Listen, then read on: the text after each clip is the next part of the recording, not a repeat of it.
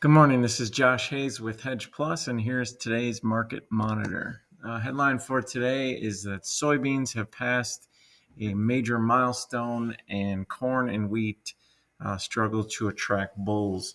I'm not one that talks much about technicals and technical charts, but a couple things, I guess, compared together. Both fundamental and technical to note about soybeans yesterday. Soybeans closed above the 200-day moving average for the first time in over a year and a half. It's been an absolute lid on the soybean market. And what we saw yesterday was people were starting to be really worried about what was going on with the blend credits for biodiesel and soybeans. And yesterday, it finally reemerged that Congress is planning to include a 4-year extension of the 45Z credit in this beautiful big bill that Trump's been calling for. There were people starting to worry that it just wasn't going to happen, that the credits were going to go away, and that was going to really slow down biodiesel blending. And we've seen, I think, biodiesel blending happening at 60% capacity for the last month or so, perhaps longer. And it was all because waiting for this. So we got that reassurance that the 45Z credit is going to stay in place for at least another 4 years. At least that's the way it looks right now. So, um, closing above that 200-day moving average is potentially a big deal because it really does clear the path for technical traders all the way up to the February high of 1105. So potentially, a big deal having cleared that hurdle, and we'll see where we go from there. Um, the industry is also starting to take more notice of what's happening in China with their wheat and their weather. And now you've got this mosaic virus disease spreading through Kansas. I just read that there are large areas of Kansas where they're having a total loss on their wheat crop. So that's starting to get more attention. Um, it's needed too because wheat's going to have a hard time overcoming the USDA forecast that we got on Monday that calls for what would be a 9-year high of production and a 6-year high in carryout. So that's a big obstacle to overcome for wheat. So we need. It was almost thought that you couldn't find a way for wheat to go any lower. Well, that production forecast with the USDA says demand for wheat is still set to increase. I have a hard time seeing that. I guess I see that in the same way traders are skeptical that we're going to have an all-time high in corn usage. Personally, I do think we will. I think we're going to continue to use more and more for ethanol, and I think we're going to find more countries to export to with these trade deals. Well, for wheat, I'm the skeptical one. I'm the one who's skeptical that we're going to find all the demand we need to sort through what's projected to be a record or 9-year high of production.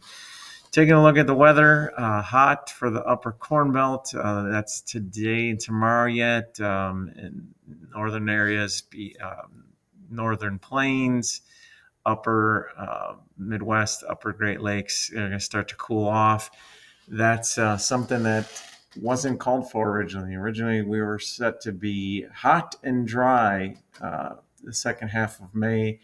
That forecast is starting to change, easing up on that possibility, and that's why another reason why corn has been held back. We're starting to see forecasts for cooler temperatures and a little bit more precipitation.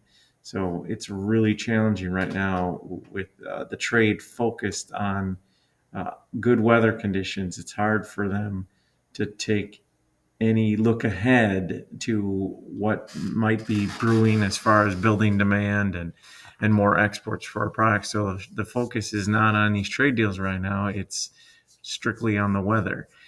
In China, hot and dry continues to stress their wheat. It's like I said, it's becoming more and more talked about each day. Felt like I was the only one talking about it for a few weeks there, and now it seems as though it's becoming a much bigger concern and it's getting the attention of the market. In Argentina, heavy rain and warm in Buenos Aires. It is slowing down field work and a little bit of harvest there. But the note I saw is that it's, in many ways it's looked as beneficial for their coming winter wheat planting. So not a concern that should drive prices right now.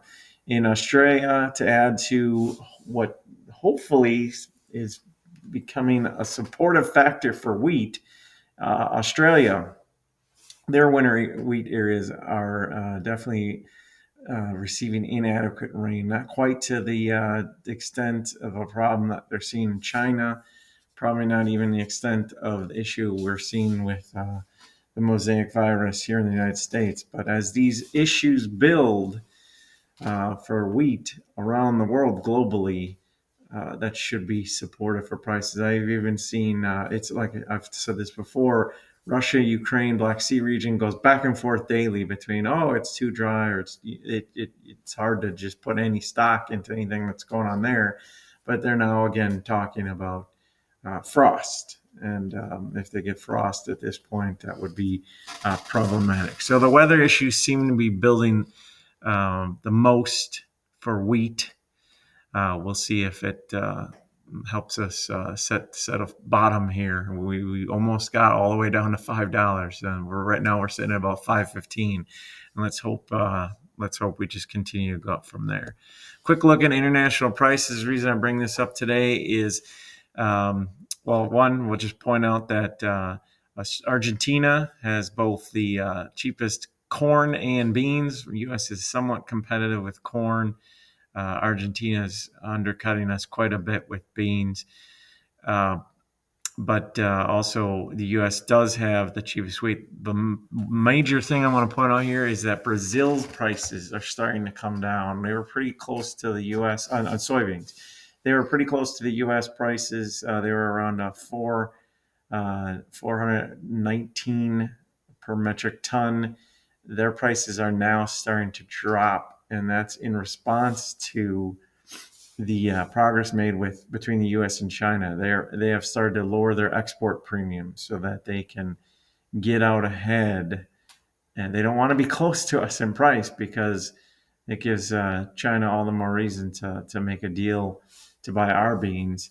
If they can distance themselves from our prices, that's their attempt to try and hold on to what potentially could have been an absolute boon for them if China would have bought zero beans from this point on from the U.S. A lot of those sales would have come to them. So they're trying to keep China's attention, keep China's favor, and distance themselves from our prices. So that's something to watch for going forward. Prices on the overnight pretty mixed, pretty choppy. Corn down about a penny. It's a little bit unfortunate to see wheat down a penny and a half. We'll see. We had a little bit of a reversal yesterday with wheat, and the hope is that it's a permanent one. Still plenty of time, and still the day session to have another close in the green there. But to give you an idea, these prices compared to 24 hours ago, yesterday morning, corn is down about 2 cents. So about a cent yesterday and another cent overnight. Beans only up a couple cents this morning, but up about 9 cents from where they were 24 hours ago. And wheat is up about 8 cents versus where it was 24 hours ago. That's about all for today. Later on, we'll have our Grain Gauntlet, the weekly Q&A between myself and Patrick. That'll get released later today. And we will hope that everyone has a good day. Good luck planting, and we'll talk to you again tomorrow.